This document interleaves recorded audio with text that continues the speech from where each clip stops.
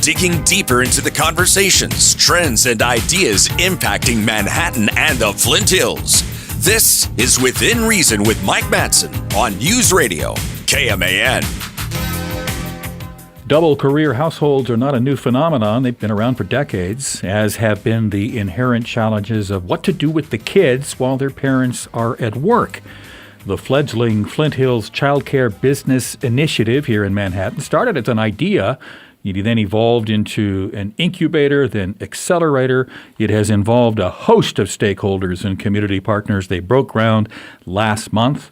My name is Mike Matson. The program is Within Reason. You're listening on News Radio KMAN. Shout out to our core sponsors, Stormont Vale Health, McCown Gordon Construction, and the Trust Company. Again, we're live on News Radio KMAN. We are live streaming on YouTube. Go to that website and search News Radio KMAN. We're also recording the audio and will be posted as a podcast on the KMAN website, Spotify, Apple, and wherever else you happen to get your podcasts. All good ideas start somewhere, and they start with someone. The concept that is leading to the Flint Hills Childcare Business Initiative can be traced to two individuals in our community, and they are joining us today. We are joined by Natalie Gordon and Kasey Kile Wilkinson, each with hands-on experience in various aspects of the childcare dilemma. Kasey as a professional in the field, Natalie as a mom with a career. Welcome to Within Reason. Thank you. Thank you so much. Delighted that you've joined us, and let's give our audience a sense of who you are. So tell us, Kasey, a little about yourself, and then we'll do the same with Natalie. Thank you. Yes, so I have been in the profession for 20 years now in early childhood, and I've worked in a variety of positions, mostly in quality improvement, professional development, coaching, and mentoring, and was recruited by the Chamber to join the task force in 2021. And really wanted to make a difference. And so with my experience in my business, MHK Play Studio, I jumped right in on how I could assist our community in this crisis. Natalie, tell us about yourself. Yeah, so I have a master's degree in design, and I'm passionate about how you leverage design thinking to make an impact. And so leveraging that design thinking and how we can create a community-wide impact.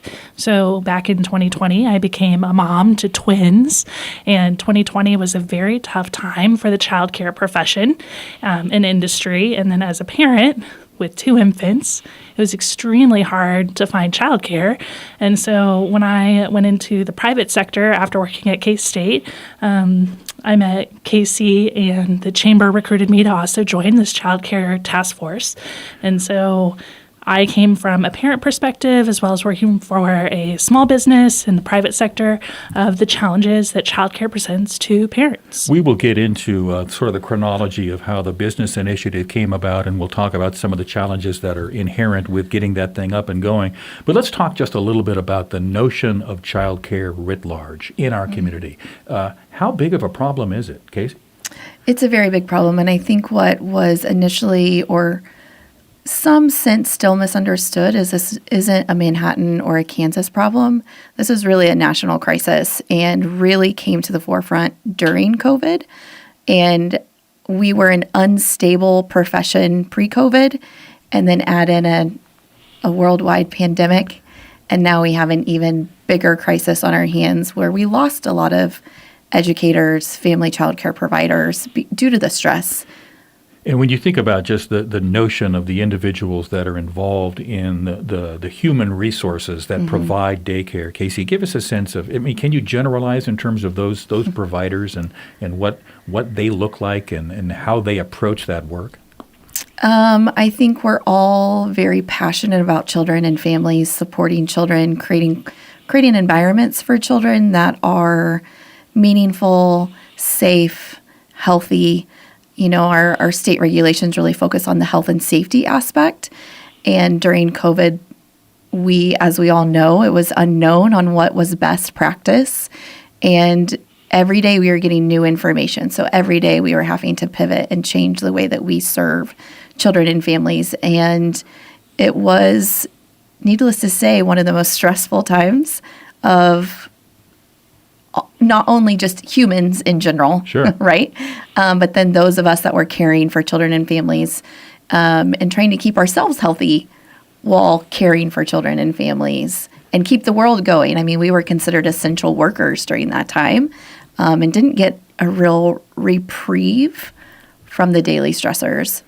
Kasey Kile Wilkinson and Natalie Gordon have joined us today on Within Reason here on News Radio KMAN, and we're talking about childcare writ large in the nation and the state, but especially here in Manhattan. Natalie, as a parent, give us a sense of just what are the dynamics that you and your husband faced when it came to trying to figure out a way to make sure that your children are safe while you guys are both working. Yeah, it's definitely a challenge. In our community, there just really aren't enough spots for childcare. And there's even more challenge when it comes to infant spots. So when you first have that baby and women are going through that decision of, do you go back to work? Do you have that safe spot for your children to go? And so my husband and I, we paid to be on wait lists across town. In Pottawatomie County and in Riley County, we paid for all the daycare centers to be on their wait lists back in 2019. So as soon as we found out we were pregnant, we were on wait lists. And we then had our twins in May of 2020, and there were still no spots available. So we were looking at how do I continue working? It was a huge challenge. And thankfully, we found an in-home provider that was actually another 20 minutes farther away from town. So we had to go out of our way to find childcare. Thankfully, she was fantastic. There were a few other places that had spots, but I think safety was a concern. And so we were very selective in making sure that it was the right fit, as well as just making sure that was safe. And my suspicion would be, my experience and gut would tell me that your experience, while it had a good ending, there's a lot of couples that maybe not necessarily in the same boat, and that forces them into some tough decision making. Right. I mean, that was one of the questions that my husband and I had to sit down and decide was, do I leave the workforce? And at the time, I had a job that required me to travel, but thankfully it was 2020, and so I did not have to travel due to COVID protocols. But we knew that time was going to end. And so what do I do? Our guests are Natalie Gordon and Kasey Kile Wilkinson, and we're talking about all things related to childcare in our community. We will talk a little bit about the Flint Hills Childcare Business Initiative. It's an idea that's somewhat unique to our community. A lot of stakeholders involved in that conversation when we continue. So please stay with us. This is News Radio KMAN. My name is Mike Matson, and the program is Within Reason. This is Within Reason with Mike Matson on News Radio KMAN. At Stormont Vale Health, high-quality care is right around the corner. Stormont Vale is more than just a health system. We're your neighbors, dedicated to supporting the well-being of our community and the Flint Hills region. With our strong partnerships, including collaborations with the Mayo Clinic Care Network, other healthcare providers, and various community organizations, we're committed to offering personalized, high-quality care when and where you need it most. Stormont Vale Health, high-quality care closer to home. Spice up your event with Qdoba Catering. Our burrito bowls, nachos, and salads will taste oh so delicioso with juicy smoked brisket and adobo marinated grilled chicken. Fresh fajita veggies and hand-smashed guac will add a burst of flavor to your meal. Place your order today. Qdoba, united by flavor. Feed your team with the Qdoba Tailgate Pack. Touchdown with our nacho bar. Get your game rolling with a 10-pack of burritos or snack for the win with chips and queso or hand-smashed guac. Order online or give us a call.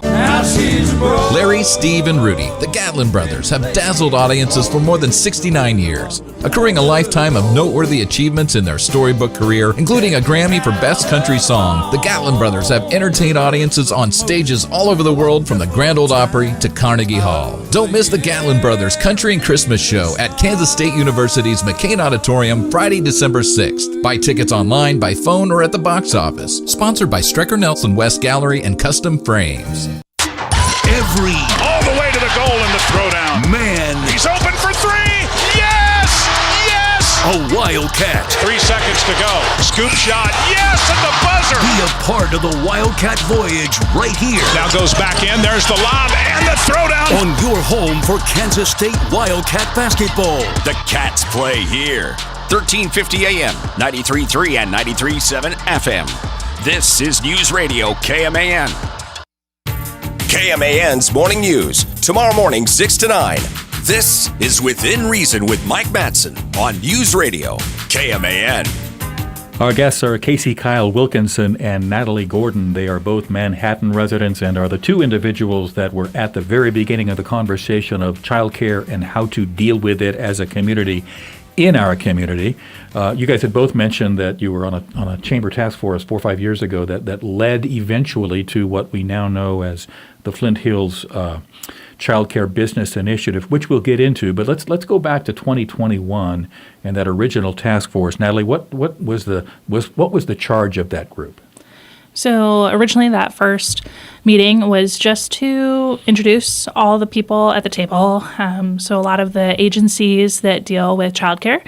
So we had licensing, we had Childcare Aware, and other nonprofits that already support childcare in some fashion. And then we also had a lot of small business representatives, large business representatives within Manhattan, the Economic Development Committee chair, so Matt Crocker, as well as Vern Hendricks with GMCF. And we were also very fortunate to have childcare professionals on this childcare task force. So we had a couple daycare center directors, but then we also had Melissa Bowles with an in-home licensed childcare provider, and she was able to make it. And having all of those voices together at the table, especially those who are already in the childcare profession, is so valuable. And so we started in September of 2021, and we met for about 4 months every month. And we talked a lot about the challenges. And unfortunately, there's a lot of challenges. Right. Yeah. And so it's really hard to move to talking about solutions. Any time that there is an organized system like a chamber task force, right, or a city committee, right, is you have individuals of goodwill who come together from various perspectives, right? You clearly had some folks involved with the workforce who understood that this was a challenge for their own business bottom lines. But Kasey, give us a sense of how that conversation evolved from, oh my gosh, we got a problem, and what are some good ways to think about solving the problem?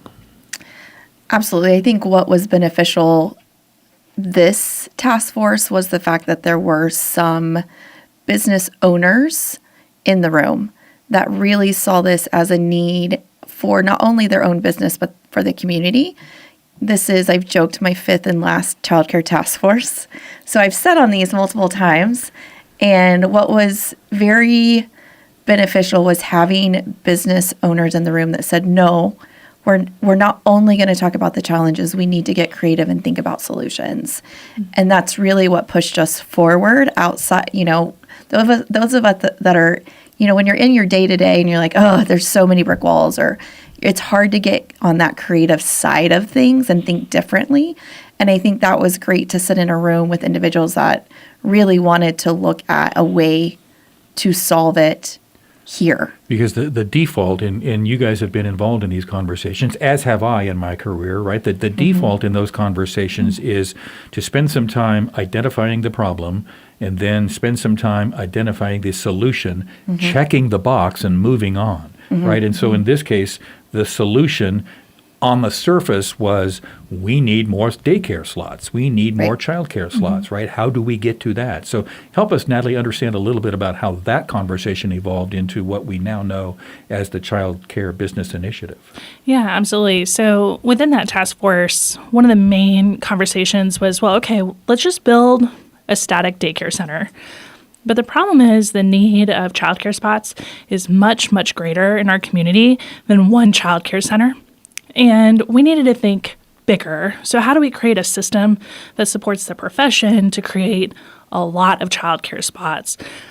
Childcare is also a very heavily regulated industry. So we have KDHE, who regulates safety requirements, and those are a bare minimum safety requirement. The fire marshal, they have to be a part of every child care licensing process.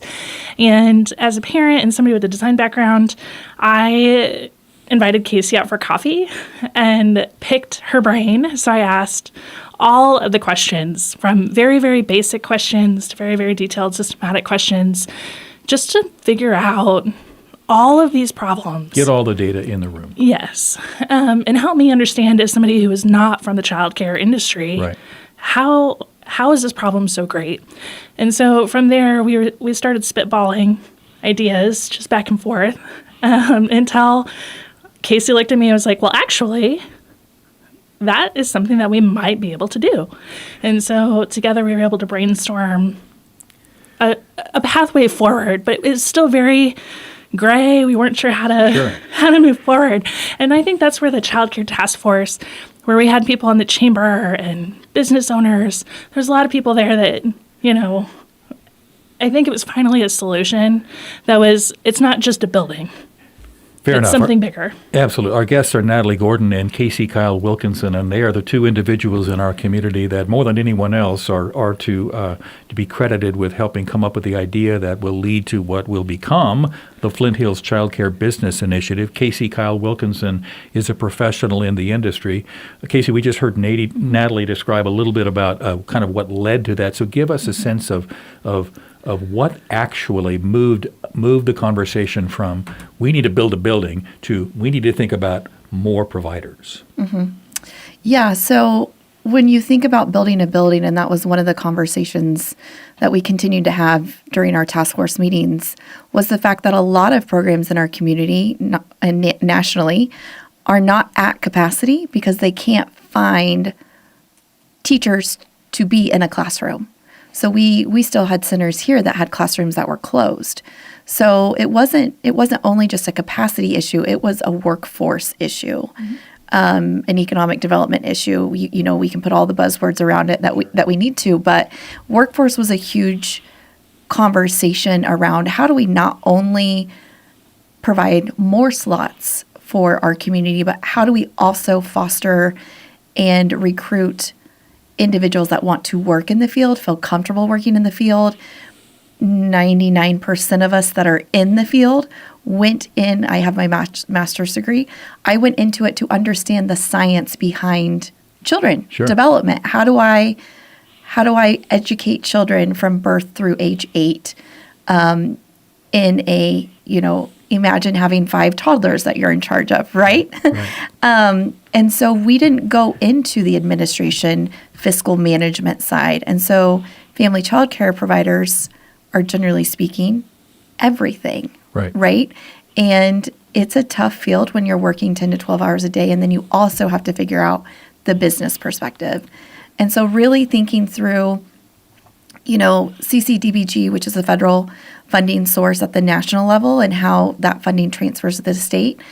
I've worked on several of those state projects, and I recognize that, yes, there are leaps and bounds that we've made in the field to support childcare, but there are still gaps in community services and meeting people where they are.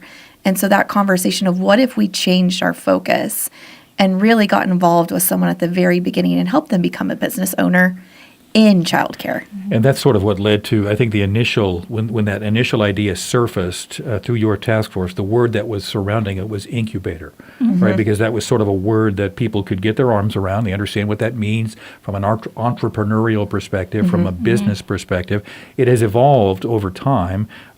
Today we're visiting with Kasey Kile Wilkinson and Natalie Gordon, and they are the two individuals that are the brain children, if you will, of what has become the Flint Hills Childcare Business Initiative. So Natalie, give us just a framework, if you can, about what you guys eventually landed on that was initially called an incubator.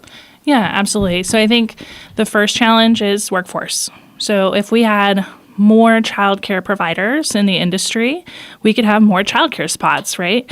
And it's a recruitment and an education issue of showing people that this is a very viable and professional career path.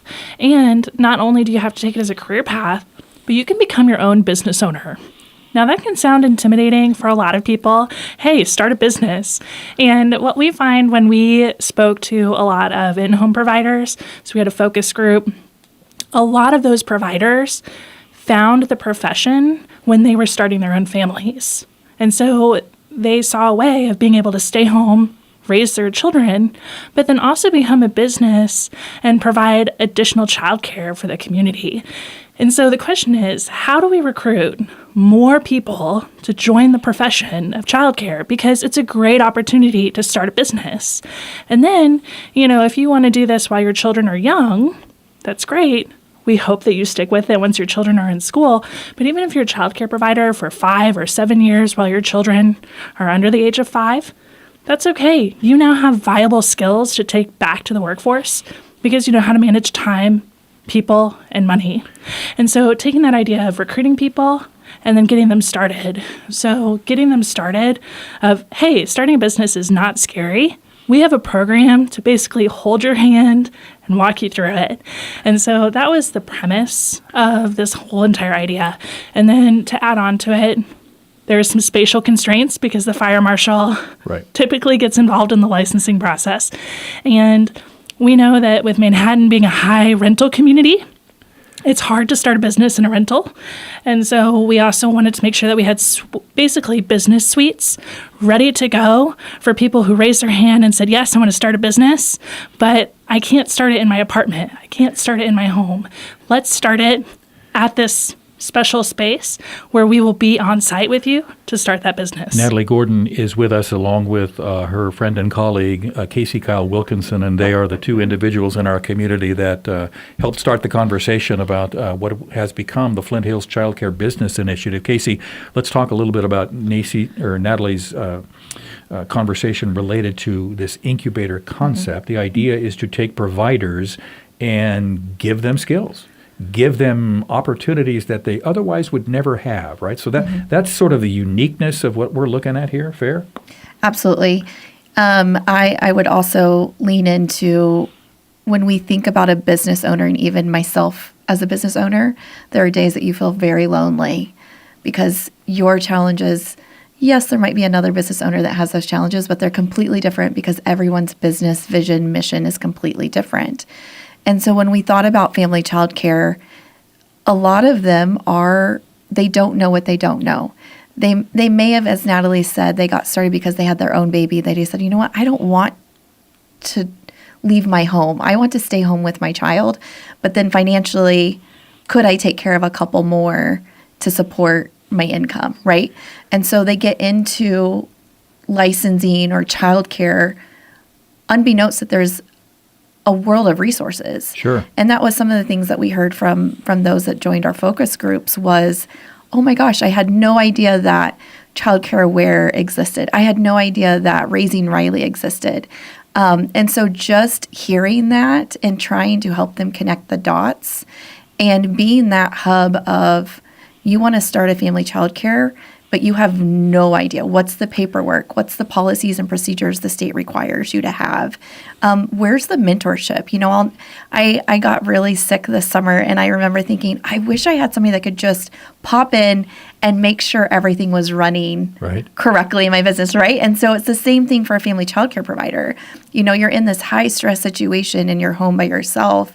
And, you know, we, as a trainer, professional, mentor, coach, I mean, one of the biggest things you always hear is like, oh my gosh, Joey bit 5 times today. Yeah. Right? Like, what do you do in that moment where you're going, I don't know what to do? Who can I pick up the phone and call?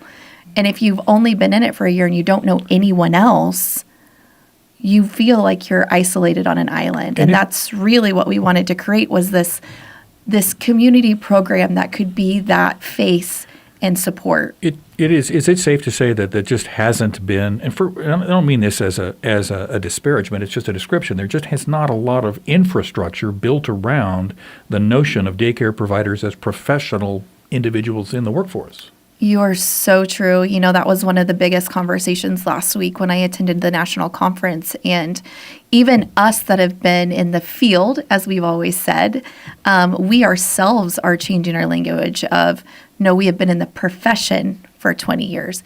So, I mean, we are a profession of individuals that have never really been recognized as professionals. Even the pay disparity is a huge gap for those that, you know, I have my master's degree, but really I could go work in a childcare facility with my master's and maybe make $15 an hour. Yeah. What is it at a school district if I had my master's?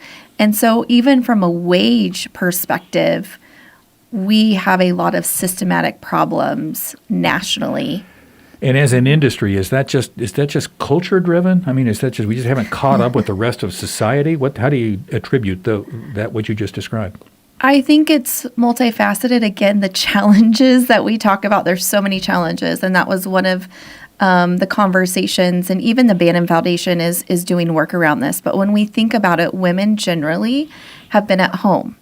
And now women have been in the workforce for how many years, but we still haven't caught on to, wait, if two people are going to the workforce, where do the children go? Exactly. Right? And unfortunately, a lot of women, unfortunately or fortunately, said, oh, I love children. I can work with children. But then it gave us a stigma that we're just babysitting. We're not really doing anything. We're just filling up time, taking care of the kids. Yep. But for 25 years, we have had this research coming out daily about brain science and the importance of quality education at an infant age. And we still aren't recognizing the science and the work and the education that goes into a classroom at a very young age. Our guests are Kasey Kile Wilkinson and Natalie Gordon, and the program is Within Reason. I am your host, Mike Matson. You are listening to us live on News Radio KMAN. We're also live streaming on YouTube. Give us a wave, you guys. There we go. Okay, we're also recording this, and we'll be posting this as a podcast on the KMAN website and other places where you get your podcasts. We will talk more about the Flint Hills Childcare Business Initiative and when the idea got real, all the stakeholders that came to help out. So we'll get into that a little bit after the break. So please stay with us. This is Within Reason with Mike Matson on News Radio KMAN. Can you help me access my work computer now that I'm working from home? We can do that. Is it possible for you to troubleshoot my computer without me coming into your store? We can do that. I'm getting messages that my password's been compromised by hackers. We can. And that I have malware installed. We can. I don't even go to the mall. We can do all of that. Fox Business Systems business level support. We can do that. Call 776-1452 or stop by 531 Fort Riley Boulevard. WeBuildSolutions.com. Blueville Nursery's Horticulture Hints radio show comes to your radio every Friday morning at 10 a.m. We will discuss timely gardening and landscape topics to help you keep your lawn and garden in tip-top shape. Blueville Nursery has been your local landscape service and garden store for over 50 years, and we want to share our time-tested techniques with you. From vegetable gardening, spring and summer annuals, to shade trees and lawn care, we'll cover it all. You're welcome to call into the show to ask questions that apply to your own landscape or garden. Stay tuned to Blueville Nursery's Horticulture Hints radio show every Friday at 10 a.m. right here on News Radio KMAN. I'm getting older. Do I need to worry about falling? Yes, you do. Each year, 1 in 4 people 65 and older will experience a fall, and many will be serious. The majority of falls happen at home, so remove things that could make you trip and install handrails to keep you steady. To learn more about the steps you can take to help prevent a fall, please talk to your doctor. You can also visit aarpfoundation.org or medicaremadeclear.com/falls. This message was brought to you by United Healthcare and AARP Foundation. Hey, hon, what you doing with your phone? Taking pictures? No, I'm asking it questions. Like what? Hey, Bobo, do flowers have best friends? I'm sorry. I'm afraid I don't know that. Hey, follow me. I want to show you something. Look, flowers do have best friends. Whoa. Some answers can only be found in nature. Discover the unsearchable. Visit discovertheforest.org to find a trail near you. Brought to you by the United States Forest Service and the Ad Council. There's only one place to go for the best digital advice. That's the Kim Komando Show, every Saturday morning at 9 a.m. with me, America's digital goddess Kim Komando, on News Radio KMAN. This is Within Reason with Mike Matson on News Radio KMAN. Our guests are Natalie Gordon and Kasey Kile Wilkinson, and Natalie is a parent and has a career. Kasey is a professional in the childcare industry, and they are the two individuals in Manhattan who are most credited with the idea that will lead to what has become, or what will become, the Flint Hills Childcare Business Initiative, a very unique setup aimed at helping to get childcare providers in a same space, to give them skills, to give them knowledge so that they can start a business and then go out and create their own clientele. A lot of excitement when that idea first came about, as we talked about in our first half hour. Natalie, give us a sense of once this notion of accelerator or incubator became real, what are the stakeholders that came to the table and got involved? Yeah, that's a great question. So when we first started to pitch the idea of how do we, basically, as Kasey mentioned earlier, how do we take the science and brain development and training and help increase the quality of childcare, recruit professionals, as well as limit burnout in professionals? How do we bring them all together and support them long-term in this profession? And, we pitched it to the chamber, so who they were our original sponsor. And Jason Smith, to his credit, was like, yes, this, like when you pitch it as a business incubator or a business accelerator, which is actually very common in other industries like manufacturing. And Jason, of course, is the exec of the Manhattan Chamber. Manufacturing, technology industries. This is very common, especially in like Chicago and San Francisco. So how do we take this and create a space where people can succeed in building their business and have resources literally at their fingertips there in the building? And we were very early on in formulating this plan. And the state of Kansas at the time, this would have been in 2022, very early on in the year, they still had not spent all of their COVID money. Sure. And so they were looking at how do they designate and give out that COVID money across the state of Kansas. And Jason was telling us that there was this grant proposal that we should apply for. And we're like, man, we just sat down over coffee for a couple of weeks and tried to formulate this plan, and it's a big crazy idea. We're not fully sure exactly all the details, but this is the plan. And he said, no, apply. And so from there, we applied, and it was the Spark process through the Department of Commerce, and they went through different categories. Childcare was one of the categories. I think broadband and healthcare. Yep. There were some other categories too. And our idea made it out of the subcommittee and was elevated all the way through the executive committee. And so Natalie Gordon, Kasey Kile Wilkinson, you guys very quickly became fluent and proficient on managing governmental bureaucracy to get money. Fair? Fair. Yes. That is a fair statement. Okay, so what'd that look like? You eventually got some state government money, but there were other stakeholders that came to the table as well. Right. Well, so the Spark process just allowed them to open up another grant process that we then had to formally apply for. So it was enough for the state to say, oh, there are some innovative ideas. How do we fund them? And so then from there, the Children's Cabinet and Trust Fund then opened up an actual grant process. So our first grant request was for $21 million. And they said, that's cute. That's a lot of money. But we're going to have you apply for this other grant. Now that we're going to take the state of Kansas money and give it to all of these other entities who will then award it out. And so from there, the Children's Cabinet, we applied for that grant, and that grant required some additional stakeholder input. And that additional stakeholder input was a fiscal agency. So our idea, we were not an existing organization. Right. We were not an existing nonprofit. You're just a couple of people with a good idea. Yes. And so we needed to make sure if you're applying for state or federal grants that you work with a very good 501c3 or a school district, somebody who has a proven track record of being fiscally responsible. And so that's when the Greater Manhattan Community Foundation was officially a partner. Now, they were in the conversations earlier on, but at that time, we officially listed them. Well, and they were able to bring their business infrastructure, right? All of the accounting, all of the things that you needed to become legit in the eyes of state government. Mm-hmm. Fair? Yes. Okay. And so go ahead. Kasey and I were doing a lot of this work in our spare time. Right. Which I'm sure was massive. I'm sure you had plenty of spare time. Yes, lots of sleepless nights, no doubt. weekends. Yeah. And so GMCF, the Manhattan Chamber of Commerce, they were a great partner always from the start. So they were there. But then we also, because our idea also had a building attached to it, so focus on the people and the program. But because we live in a high rental community and we have to make sure that space is set up in a way that we can get licensed for childcare, we decided to build a building as well. And so from there, land is really expensive in Manhattan.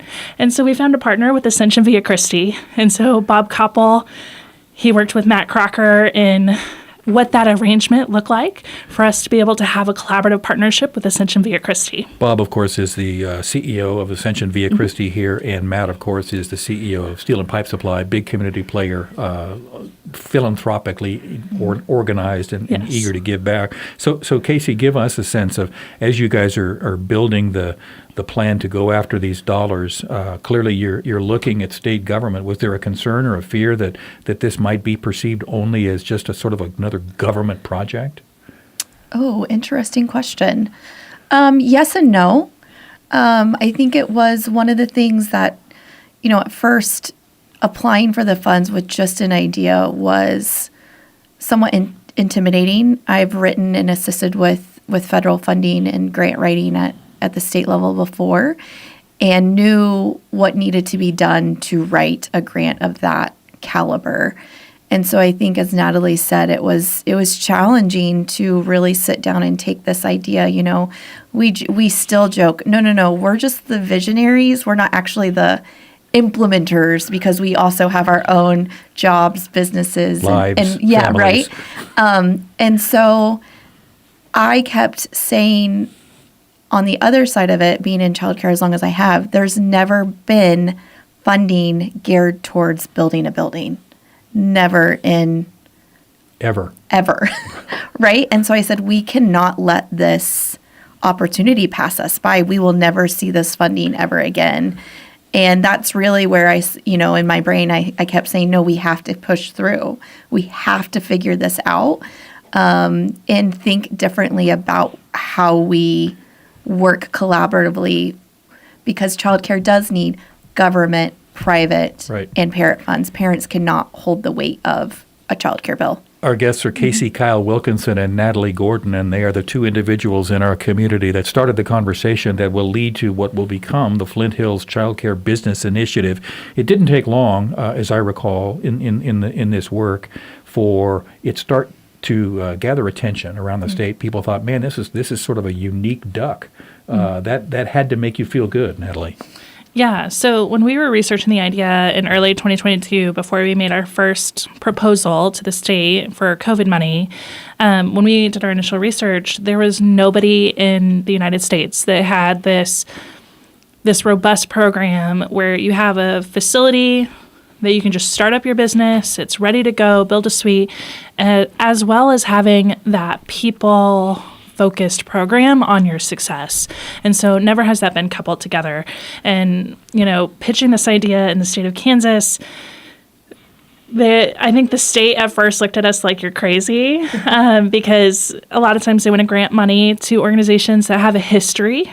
And we did not have a performance history because this is a brand new big idea. And so what's really flattering about this idea is now it's 2024, almost 2025. You do research and there's other smaller programs starting to pop up across the United States that sound a little bit similar. And I think a lot of people are starting to focus that this is a workforce people issue. You bet. It doesn't take long for good ideas to catch fire and others to grab onto them. So that's a testament to you guys and your creativity. Kasey Kile Wilkinson and Natalie Gordon are our guests. The program is Within Reason. My name is Mike Matson. You are listening to us on News Radio KMAN. The Trust Company is an independent, locally owned wealth management investment company founded right here in Manhattan in 1992. The experienced professionals at the Trust Company are recruited specifically for their financial, legal, accounting, and business expertise. But they're also your neighbors who, guided by your hopes and dreams, will come to deeply understand your aspirations and goals. The Trust Company, locally owned, client-focused. Their only allegiance is to you. Visit thetrustco.com. This is Within Reason with Mike Matson on News Radio KMAN. Stormontvale Health is your go-to for exceptional care right in your own neighborhood. The Flint Hills campus in Junction City is open 24/7 with a full-service hospital and rural health clinic. You'll find primary care and advanced lab services at our Wamego clinic to keep your family healthy without the drive. Our Manhattan campus offers a wide range of primary and specialty providers, plus imaging and lab services, and a pick-me-up at Radina's inside our campus. Visit stormontvale.org. Stormontvale Health. High-quality care closer to home. Come on home to West Loop and Manhattan's West Side. WTC, keeping you connected with internet service for businesses and now the residents of Manhattan. Sunflower Bank, our philosophy is simple. We offer a full range of financial products and relationship-focused services. Member FDIC. Hy-Vee, where there's a healthful smile in every aisle. Come home to West Loop and Manhattan's West Side. American Family Insurance. As your American Family Insurance agent in Manhattan, I'm looking out for what matters to you. This is Rob Wild, agency owner at Wild & Associates LLC, located at 1601 Points. Call or stop in and let's talk. Whether it's your home, auto, business, farm, or life, see how we can help protect what matters the most to you. Rob Wild, Wild & Associates LLC. American Family Mutual Insurance Company, SI, and its operating company, 6000 American Parkway, Madison, Wisconsin. Mahomes stepping up. He's going to scramble 15. He's at the 10. Cuts back inside the 5. Mahomes rolls into the end zone. Touchdown! Kansas City! A 14-yard scramble for a touchdown. This is the home of the back-to-back Super Bowl champion, Kansas City Chiefs. Hi, I'm Mitch Holtis, voice of the Chiefs. Be here for game day coverage from kickoff to the final whistle. One team, one kingdom, one station. Manhattan's home for the Chiefs. News Radio KMAN. This is Within Reason with Mike Matson on News Radio KMAN. Our guests today are Natalie Gordon and Kasey Kile Wilkinson, and they are two individuals in our community that started the conversation that will lead to the Flint Hills Childcare Business Initiative. We have been talking about what that is specifically here in our community, how it came about, all the money that you guys were chasing that got us to the point where we did. We've been talking in a general sense about the challenge that has been created as a result of post-COVID, right, workforce challenges related to daycare, and they are real and they are legitimate, and all of that conversation is underway in our community. So a month ago, we had the groundbreaking for the Flint Hills Childcare Business Initiative, which is the official and formal title. Kasey, give us a sense of that day and what was going through your mind with respect to all the work that had been taken place before that. So many things, to be honest. The turnout for that groundbreaking was astounding. To see the amount of people in the crowd that came for this was humbling. I mean, to be in a field this long and know the challenges and you know, most parents don't think about it once their child gets into elementary school, right? It's that period of time. And so the people that I've known over the years that came, politicians that were there, representatives, chamber, it was just so humbling to see that many people. But then also, as with my brain, it automatically went to the next step. Like, this is just one small piece of the bigger project. Well, all of which, you know, the crowd that you describe is in, this is a compliment to you. That is testament to the work that you had done to that point, that leaders of the community recognize it and want to come out and help honor that day. But Natalie, when you think about the work that has to be done, all right, so you put a shovel in the ground, right? And so that's wonderful, and everyone feels good about that. But walk us through what has to happen to make this thing a goin' Jesse. Yeah.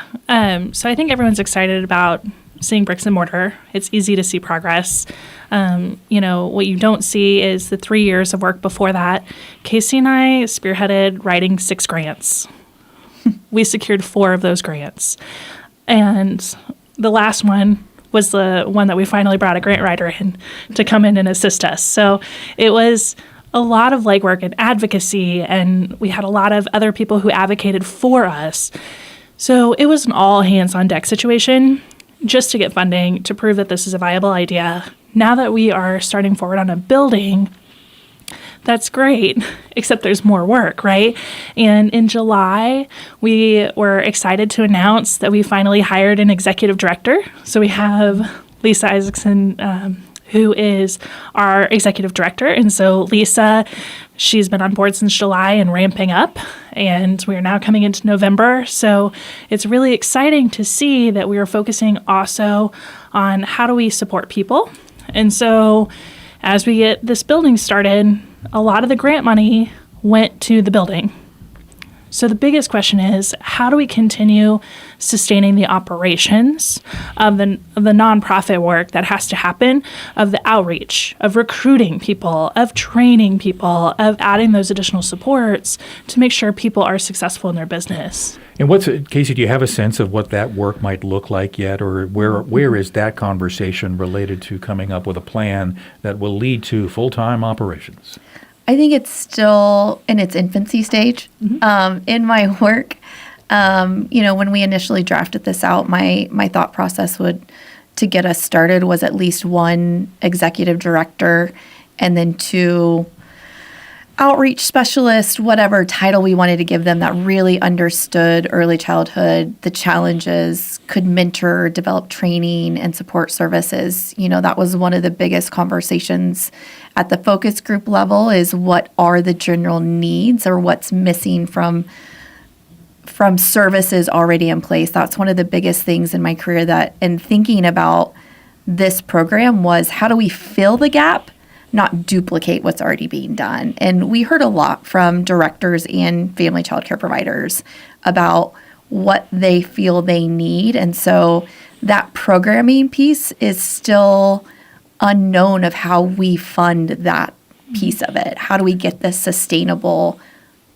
and make that difference from a people perspective? And so that's a lot of work, right? That you are creating programming, you are trying to figure out how to pay for it from scratch. Fair, Natalie? Well, and all the grants that we wrote, it was unprecedented how they were all for infrastructure. So it was all for bricks and mortar. And that's great, because the first time in 50 plus years, the state's giving money to build daycare centers and childcare facilities. But we need to focus on the people. And so all the COVID money has been spent. All the government programming has changed. We've just had an election, so we'll find out what the new financial prerogatives and priorities are. But at the end of the day, we need to figure out how to continually to sustain the program operations. And I don't think this is a bad thing. I think this is a great opportunity for local government, the private sector, other nonprofits. I think this is a time when we want to look at the economic development of this program. So for every one childcare provider that we can put into the industry is an additional 6 to 8 childcare spots. And they don't have to all be business owners. We can also help staff childcare centers, because not everybody wants to own a business, but we can help get people trained to work in centers.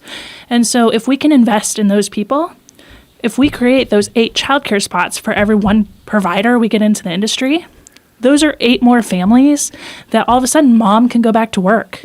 And now people's income can increase in their household income, their household spending increases, and we can do more economically if we invest in this as an economic development program. Natalie Gordon and Kasey Kile Wilkinson are our guests today. The program is Within Reason. I'm your host, Mike Matson. You are live on News Radio KMAN. So Kasey, this notion of now we got to start all over, in essence, right, in terms of how we're going to pay for this and how we're going to get it going. But Natalie brings up a great point. It is, you can build on the momentum that has been created locally. People that maybe even never thought about childcare before, maybe are now thinking about it a little more. Fair? Absolutely. I think that was one of the benefits of childcare being at the forefront of everyone's mind during COVID and post-COVID. Was childcare became a very hot topic. And there is the conversation, there is the momentum of, this is a need in our community. This is a need to the infrastructure of everyone's lives. How do we make this happen? Natalie, is there a time frame that has been established? I know sometimes it's dangerous when you put those out loud, but has there been one that's talked about with respect to construction? I think with the construction timeline of 12 to 18 months of having that building done, there's 8 business suites. So we want 8 businesses, 8 childcare providers to be in those 8 business suites. However, this is also an outreach program. So if you want to start in your own home, or you have a space, or you've been in the profession of childcare and you want to help shape what this program looks like, we already have somebody with Lisa as the executive director that this is her job. she is there to start helping to build that programming and to be able to execute it with people on the ground. It's a classic example of what community leaders can do when they see a problem and when they spend the time to get creative about coming up with new ideas and not just be satisfied with checking the box. So on behalf of the community, thanks to both of you for the work that you've done related to this. Clearly, we will stay plugged in. Kasey, last thing, we've got a couple of minutes left. You just returned from a national conference among professionals such as yourself. What is the buzz? What's the takeaways? What's the latest with respect to childcare challenges? Yeah, so thankfully I'm fortunate enough to work on a national level through a company, Kodo Kids, that's based out of Colorado. And we had the opportunity to attend the NAEYC, National Association for the Education of Young Children. It's a mouthful conference. And getting able to connect with policymakers, professionals, educators. What's interesting to me is now that the hot topic was the funding is no longer. It's spent. Right. The COVID, funding that was put into place. And everyone is very, very nervous about the sustainability of childcare and how do we fund it. We had funding to increase wages. We had funding to increase bonus structures, training, professional development, really increase the quality of childcare. And now that funding is gone. So what happens if we elevated pay, but we have no funding to supplement it? Does that now go on to parents? Never-ending challenge, right? Right. Clearly, there are challenges related to childcare, and the fact that you guys have done so much to get the Flint Hills Childcare Business Initiative going, kudos to you, but now the real hard work begins, right? So thank you again for being here. We're delighted to have you guys here and have the opportunity to talk out loud about what is really a unique circumstance here in Manhattan with respect to the Flint Hills Childcare Business Initiative. We're confident that there will be ongoing conversations with this. They mentioned it. You heard them say it. It's wonderful that we have gotten to the point where we are now and that the groundbreaking has occurred and there is so much community excitement about the idea. And now they're clearly encouraging folks in the community to keep that momentum alive. And as they work through, try to figuring out how to staff this thing, how to pay for it, how to keep it viable, how to continue to allow for safe and well-regulated childcare in our community. My name is Mike Matson. The program is Within Reason. We hope that you've enjoyed listening to us so far. We've been on the air about a month now. Our first guest on October 14th, you may recall, was Governor Laura Kelly, and she, in fact, mentioned in that conversation her excitement about what we're doing related to child care. So the word is getting out throughout the state about what the Flint Hills Child Care Business Initiative can mean. Tomorrow on this program, we will continue our one-on-one interviews with elected sitting city commissioners. We had Peter Opelt on last week. Tomorrow, we will hear from John Mata. He will be on the ballot again next year if he chooses to seek re-election. Our intent is to get all of 5 of the elected city commissioners in here for a one-on-one conversation before Thanksgiving. They've all committed to that, and we're looking forward to those conversations as well.